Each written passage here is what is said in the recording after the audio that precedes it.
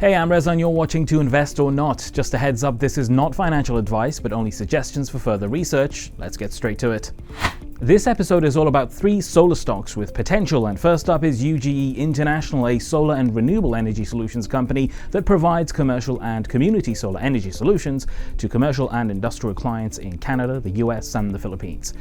This New York-based company develops, builds, owns, operates, deploys, and finances solar projects. Usually in the biz, one company develops the project, another company builds it, while another finances, and another one operates it. Now, these guys handle the whole package. To point out the obvious, they make money off producing power from the sun, but the community can also get a piece of the pie too. The community can team up with UGE and host a solar project, subscribe to a project, or co-develop a project with UGE. Their mission is to bring affordable clean energy to people and businesses around the world. But where do they stand so far in that mission? Well, they've got an off-take agreement with T-Mobile and Bloomberg for starters, and the company's operational portfolio reached 1.5 megawatts. Its project backlog reached 116.2 megawatts, and its project pipeline reached 789.9 megawatts by quarter end. To put into perspective, a megawatt of electricity provides power up to 400 to 900 homes in a year. Now, on paper, they've got a great thing going on, and who doesn't want a green environment? If what they've got cooking in their fancy project pipeline all become operational, it would be interesting to see what that would do to their finances, with revenue and operating income possibly covering their net debt. But at the moment, with this amount of backlog and pipeline portfolio, it looks like they're just getting started. They explain that solar is now the cheapest form of electricity and will account for 80% of new energy by 2030.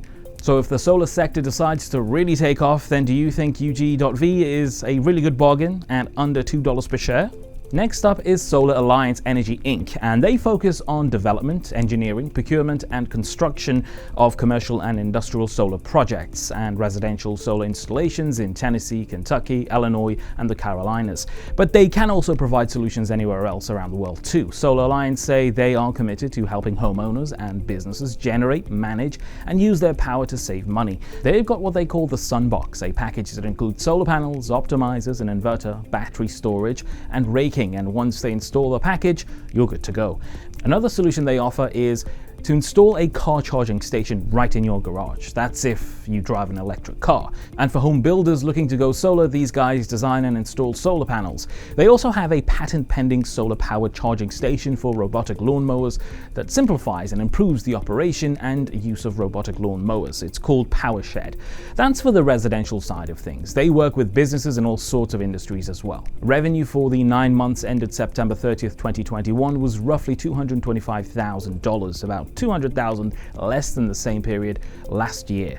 But they got a project pipeline of roughly $82 million in Canadian. They are planning to expand operations to other states and Canada as well. The demand for solar solutions grows more day by day. SOLR.V is currently under 20 cents a share. Do you see it shoot past the year high of 78 cents anytime soon? And lastly, we've got Innergex Renewable Energy, a developer, owner, and operator of run-over-river hydroelectric facilities, wind energy, and solar farms in Canada, the United States, France, and Chile. Innergex manages a large portfolio of high-quality assets, currently consisting of interests in 79 operating facilities with an aggregate net installed capacity of 3,101 megawatts. In their portfolio, they've got 40 hydroelectric facilities, 32 wind farms, and 7 solar farms. Revenue's up 13% at $184.6 million in Q3 of 2021 compared to Q3 of 2020, and annually it's in an upward trend. And it's what you would like to see from this kind of business. Renewable energy is the way to go for sure.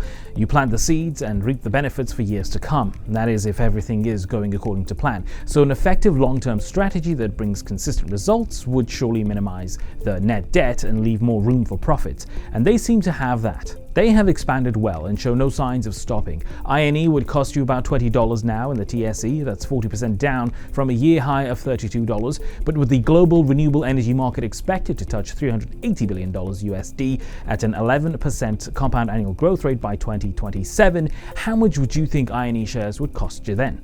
Take a guess.